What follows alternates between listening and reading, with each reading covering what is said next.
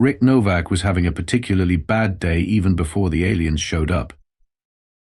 Listen, Mr. Mayor, you can't just bulldoze a wetland because it's prime real estate. That's not how ecosystems work. Rick pinched the bridge of his nose, phone wedged between his ear and shoulder as he sorted through stacks of environmental impact reports.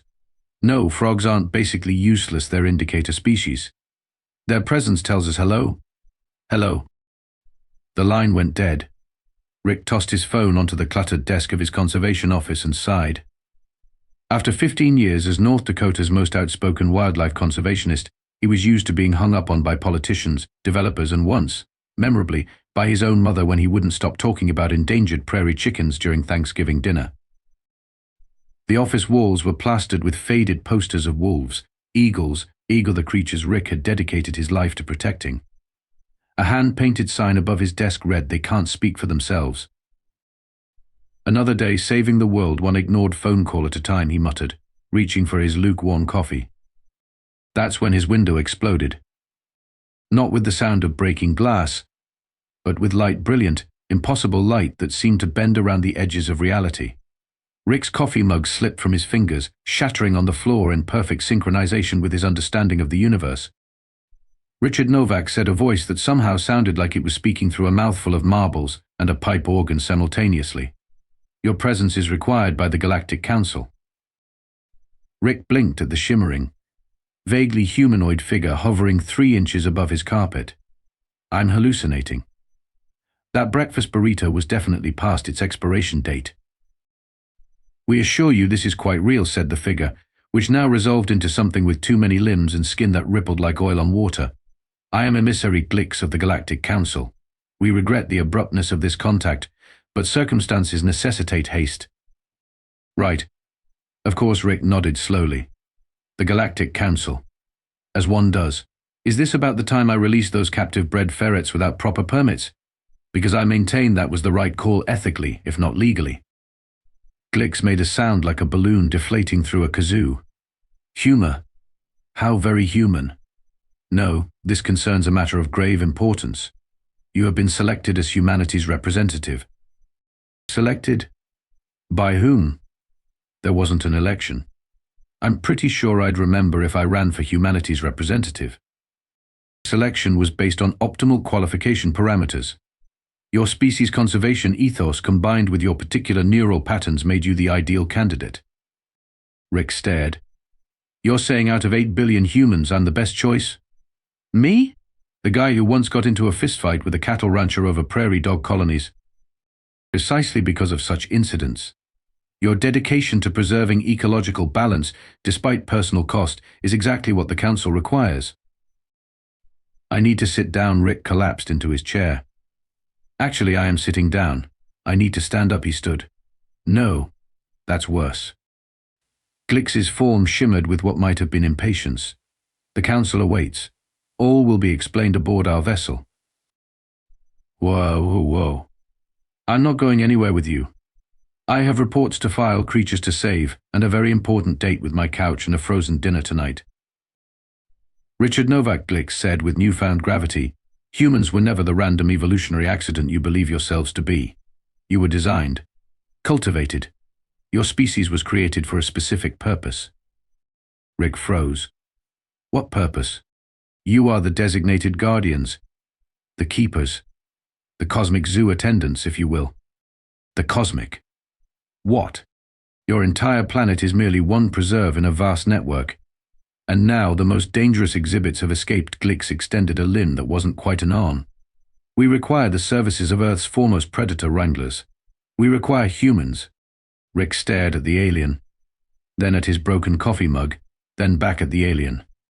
"Well," he said finally, "this explains why the dinosaurs had feathers."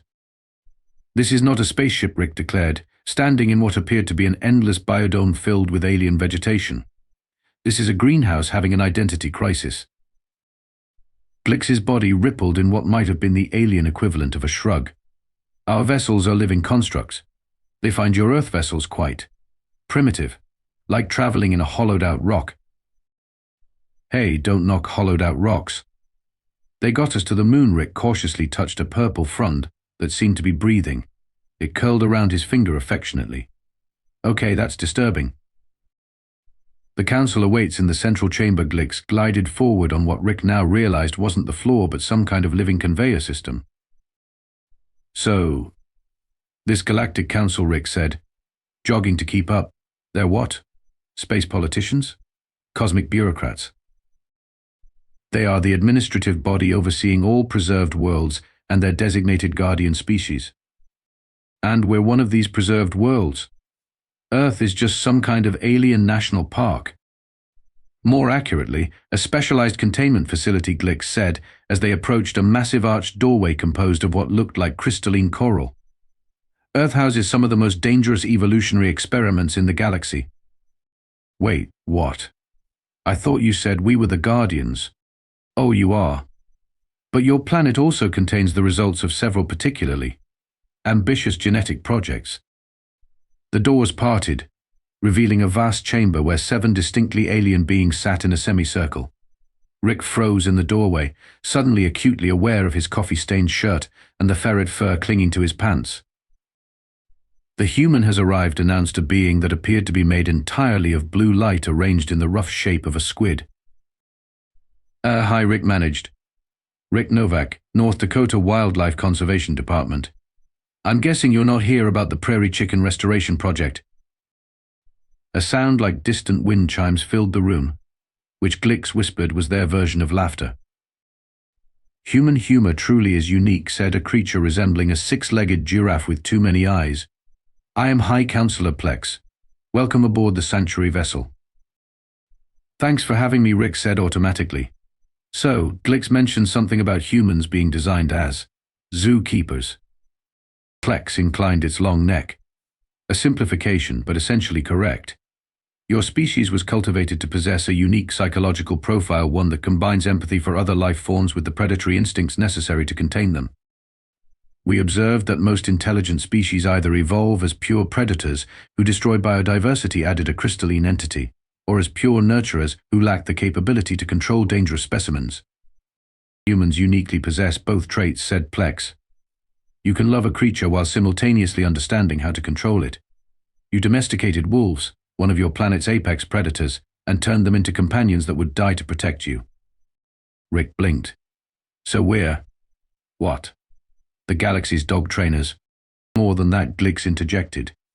You are the only species who repeatedly captures dangerous creatures not to eat them or eliminate them as threats, but to protect them and maintain ecological balance. That's why we've activated your species now, said Plex. The Vor'lax have escaped containment. A hologram appeared in the center of the chamber, showing a creature that looked like the unholy offspring of a crocodile and a mantis shrimp, with a dash of nightmare fuel thrown in for good measure. Oh hell no, Rick said, taking an involuntary step back. What even is that? The apex predator of the Cygnus system, Plex said gravely. A species so aggressive and intelligent that they've wiped out 3 civilizations. They were believed safely contained. Until now. Rick stared at the hologram, then at the council, then back at the hologram. And you want humans to… what? Put them back in their cage. Precisely, said Plex. After all, it's what you were made for. This is ridiculous, Rick said, pacing around the holographic display of the Vor'lax. I'm a wildlife conservationist from North Dakota. I deal with prairie dogs and the occasional angry bison. Not whatever that nightmare fuel is. Your modesty is unnecessary, Plex said. Your species has managed to contain everything from microscopic pathogens to large marine predators. The methodologies you've developed are precisely what we need. There's a slight difference between tagging a wolf and wrangling an interstellar death machine. The Council has assigned you an assistant, Plex continued, ignoring Rick's objections. Kik specializes in xenobiology and has studied Earth's conservation techniques extensively. On cue, a small, nervous-looking alien scurried into the chamber. It resembled a blue-furred ferret with 4 arms and enormous, anxious eyes that blinked rapidly at Rick. It's an honor to meet you, human, Rick Kik squeaked, extending all 4 hands simultaneously. I've read all your papers on non-lethal predator management techniques. My papers? I've only written 2, and one was just a strongly worded letter to the editor about bear-proof trash cans. Yes. Brilliant work. The concept of creating barriers that require opposing digits. Revolutionary. Kix's eyes somehow grew even wider. We've never considered simply making containers that predators physically cannot open. Rick blinked. That's basic containment.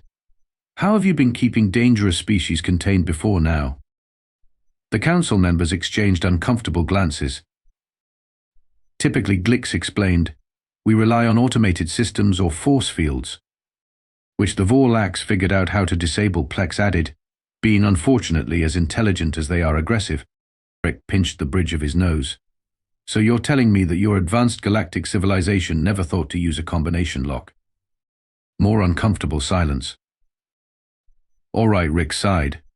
Where are these Vor'lax now? A new hologram appeared, showing a lush green planet. They've established themselves on terraforming Project 7 billion. Plex explained. An uninhabited world being prepared for future colonization. At least they're contained to one planet, Rick said. For now, Kix interjected anxiously. But Vor'lax reproduce exponentially when food is plentiful, and they consider almost anything organic to be food, including council members. Rick studied the hologram. How many are we talking about? Our scans detect 17 individuals, said the crystalline council member. That number will double every 30 Earth days. And you want me to? What exactly? Capture them, Plex said. Alive, if possible. They are, after all, an endangered species themselves. Rick barked a laugh. Of course they are. Let me guess, endangered because they ate everything on their home planet and then started eating each other. Indeed, Plex confirmed, missing the sarcasm entirely. How did you know? Lucky guess. Rick rubbed his temples. Okay, I'll need equipment. Tranquilizers calibrated to their biology. Tracking devices. Containment units they can't chew through. And coffee. Lots of coffee. We can provide all necessities, Plex assured him. Kix will accompany you as scientific advisor and translator. Translator. Do these things talk? Not as such, Kix said, whiskers twitching nervously. But their hunting vocalizations have distinct patterns that I've studied extensively. From a safe distance, of course. Of course, Rick echoed dryly. Anything else I should know before we head to Vor'lax Island? Yes, Plex said gravely. These creatures have a particular fondness for the neural tissue of sentient beings. They can detect intelligence and will preferentially hunt the smartest prey available. Rick stared at the council, then at Kix, then at the holographic Vor'lax with its too many teeth and predatory eyes. Perfect, he muttered. So I'm bait as well as zookeeper. Not bait, Kix corrected helpfully. More like the most tempting target on the planet. Thanks. That makes me feel so much better. You're welcome, Kix beamed, missing the sarcasm completely.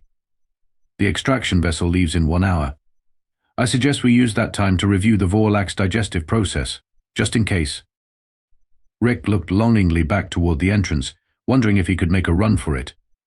But where would he go? Space was big, and his apartment was very, very far away. I should have stayed in bed this morning, he sighed, following his enthusiastic new assistant out of the chamber. Being eaten alive by alien predators wasn't on my bucket list. The extraction vessel, as it turned out, resembled nothing so much as a giant translucent jellyfish. Rick sat uncomfortably in what Kix assured him was the cabin, but felt suspiciously like being inside a living stomach. I still don't understand why you chose me, Rick said, watching stars streak by through the pulsating walls. Surely there are better candidates. Military personnel, big game hunters, that guy from the crocodile wrestling show. Kix, who was fiddling with what appeared to be a glowing tablet, looked up. Oh no, those would be terrible choices. Too aggressive, too lethal in their approaches. And that's bad, of course. The Council doesn't want the Vor'lax exterminated. That would be unconscionable. They're a keystone species in their native ecosystem. A keystone species that eats everything, including each other. Yes. Their consumption patterns create very specific nutrient cycling that supports thousands of other species. Everything has its place. Rick stared at the ceiling. Even murderous space crocodiles. Precisely, Kix beamed, missing the sarcasm again. The Council selected you specifically because of your work rehabilitating predator populations while minimizing human conflict. Your approach to the wolf reintroduction program was particularly impressive. That was just common sense. Create buffer zones, use deterrence, educate the public. Rick stopped abruptly. A thought was forming. Wait, these Vor'lax, they're intelligent, you said. How intelligent exactly? They demonstrate problem-solving abilities comparable to your Earth primates. They can use tools, coordinate hunts, learn from experience.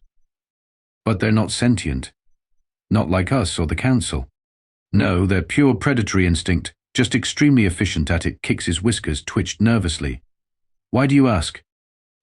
Rick was already pulling up the holographic display of planet 7 billion. Because I think I'd been approaching this all wrong. We're not dealing with mindless monsters. We're dealing with dangerous, intelligent wildlife. His eyes lit up. And humans have been managing dangerous, intelligent wildlife for thousands of years without fancy technology. You have an idea, Kix observed, eyes widening. I do. And the Council is going to hate it, Rick grinned. But it might just work. When they landed on planet 7 billion, Rick refused to exit the vessel until he'd been given what he needed. The Council, communicating via hologram, was skeptical. You want us to fabricate primitive hunting tools? Plex's many eyes blinked in confusion. Not just any tools. Specific ones. Snares. Pit traps. Bait stations. Rick pointed to his crude drawings. And I need scent markers. Lots of them. This is absurd, huffed the crystalline Council member. We could provide you with molecular disruptors, neural stunners. Which won't work, Rick interrupted. You said it yourself.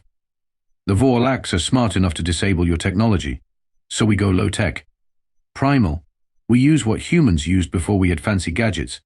Fascinating. Kix was practically vibrating with excitement. A regression to primitive methodologies to circumvent the Vor'lax's ability to counteract advanced technology. Exactly. These things are apex predators, right? Well, here's something you might not know about Earth. Humans aren't actually apex predators, biologically speaking. We're somewhere in the middle of the food chain.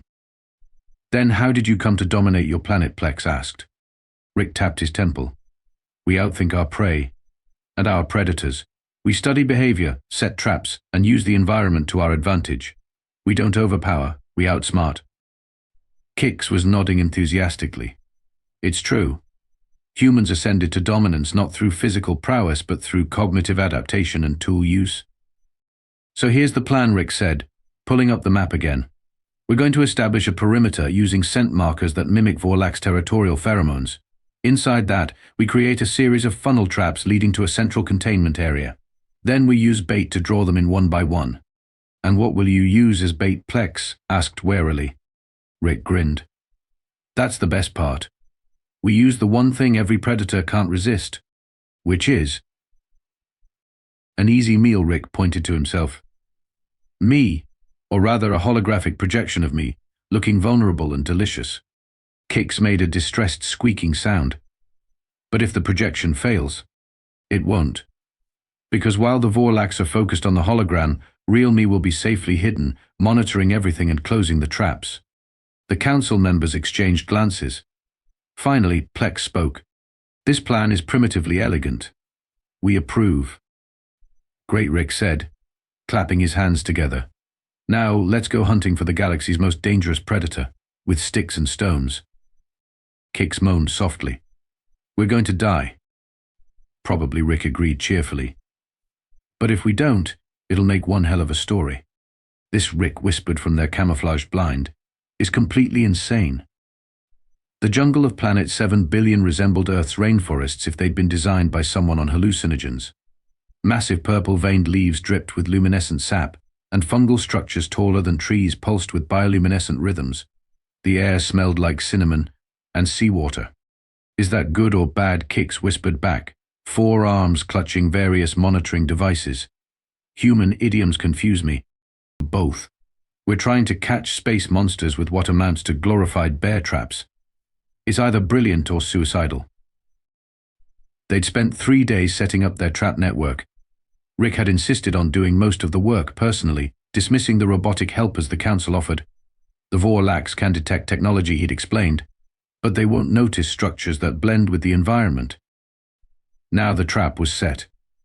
A clearing in the jungle held what appeared to be an injured human, actually a surprisingly convincing hologram surrounded by concealed pit traps and snares.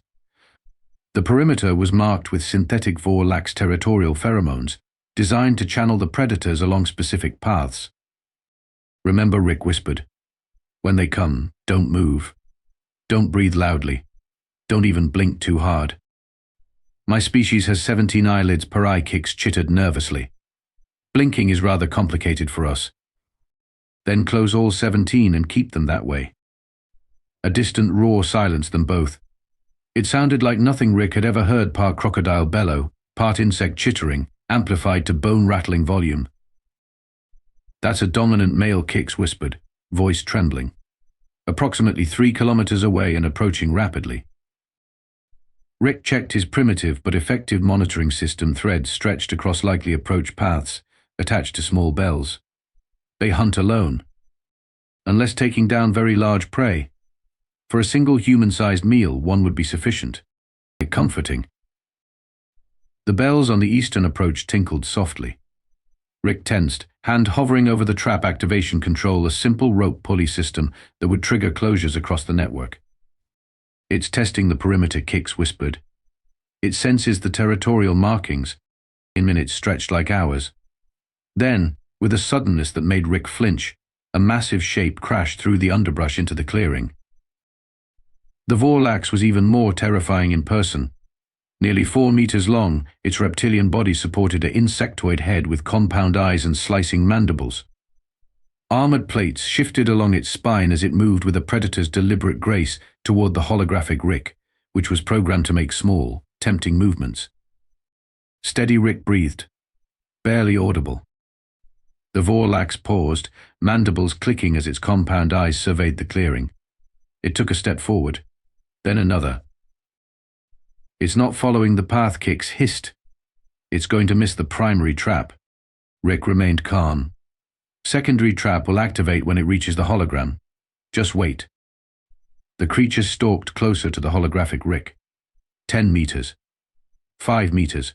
3. It stopped abruptly, head raised, mandibles wide.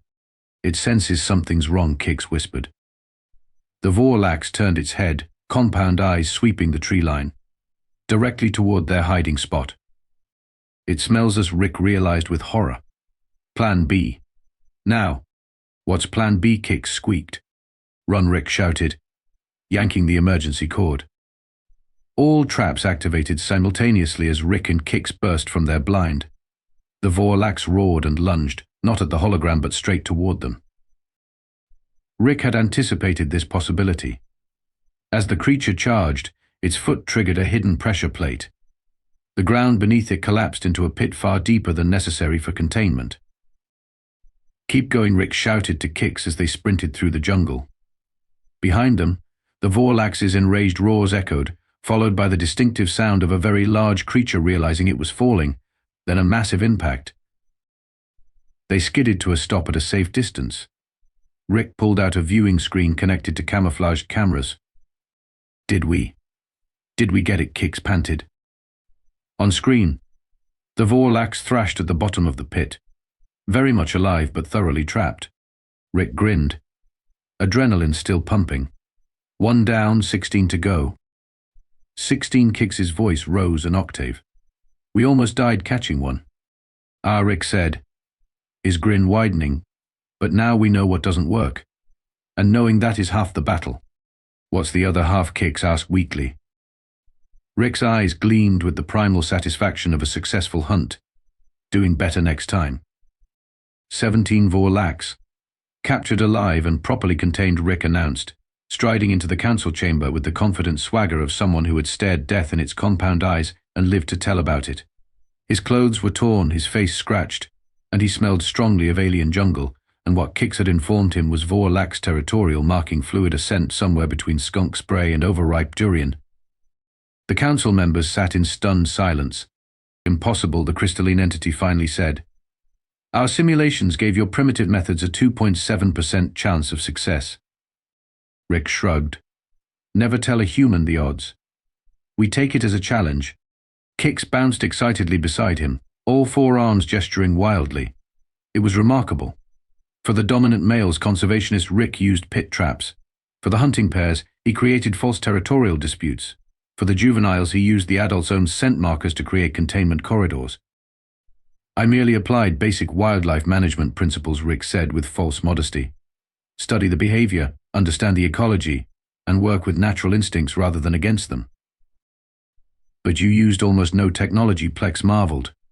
Just sticks and ropes and holes in the ground. That was the point. The Vor'lax expected technology. They didn't expect a trap that a clever ape might have set 10,000 years ago. Rick crossed his arms. Sometimes the old ways work best. The council members conferred among themselves in a series of musical tones and light patterns. Finally, Plex addressed Rick again. The council has reached a decision. Humanity has proven its designation as the galaxy's conservation officers was no mistake. We wish to formally recognize Earth as the headquarters for the Galactic Wildlife Management Division. Hang on, Rick held up a hand. What exactly does that entail? Resources. Support. Access to the Council's databases on endangered species throughout the galaxy, and of course the opportunity to help preserve countless unique life forms. Rick considered this. And in return, selected humans would serve as consultants and field agents for particularly challenging conservation cases. Like the Vor'lax. Precisely. Rick scratched his chin thoughtfully. I'll need to consult with Earth's governments. But personally, I think we can work something out. On one condition. Name it. You tell us everything. About Earth. About what other evolutionary experiments you've been running on our planet. No more secrets. The council members shifted uncomfortably. That may be complicated, Plex hedged. Non-negotiable, Rick insisted. Partners share information. If you want us as your cosmic zookeepers, we need to know what we're keeping. Another musical conference among the council. Finally, Plex inclined its long neck in agreement. Very well. Though some revelations may be disturbing. Try me. For instance, what you call the Loch Ness Monster is actually a juvenile aquatic flexiform from the Andromeda Galaxy, placed on Earth as part of a controlled adaptation study. Rick blinked. Seriously? Nessie is real? Indeed. As are several other creatures your species considers mythological. The being you call Bigfoot, for example, is. I'm going to stop you right there, Rick interrupted. Let's save some surprises for the official briefing. I think humanity's going to have its hands full just processing the fact that we're apparently the designated park rangers for the galaxy. 6 months later, Rick stood before the newly established Earth Council for Galactic Conservation, a hastily assembled group of wildlife experts, diplomats, and scientists from around the world. Ladies and gentlemen, he concluded his presentation, we have a unique opportunity here. Humanity has always wondered about our place in the cosmos. Now we know. We're not the apex predators we thought we were. We're something far more important. We're the guardians, the protectors, the ones who ensure that even the most dangerous creatures have a place in the universal ecosystem. He clicked to his final slide, a photograph of a contained Vor'lax, looking particularly irritated behind the energy barrier of its new enclosure. And trust me when I say, the universe has some pretty incredible creatures that need protecting. Even from themselves, Rick grinned. So, who's ready to become a cosmic zookeeper? Every hand in the room shot up. Behind Rick, unnoticed by the assembled humans, Kix exchanged a significant look with Plex's holographic projection. Neither mentioned the real reason Earth had been so carefully maintained all these millennia, not as a training ground for cosmic conservationists, but as a containment facility for something far more dangerous than the Vor'lax, something that slumbered deep beneath the planet's crust, something that only humans, with their unique blend of compassion and ferocity, could keep dormant. But that was a revelation for another day.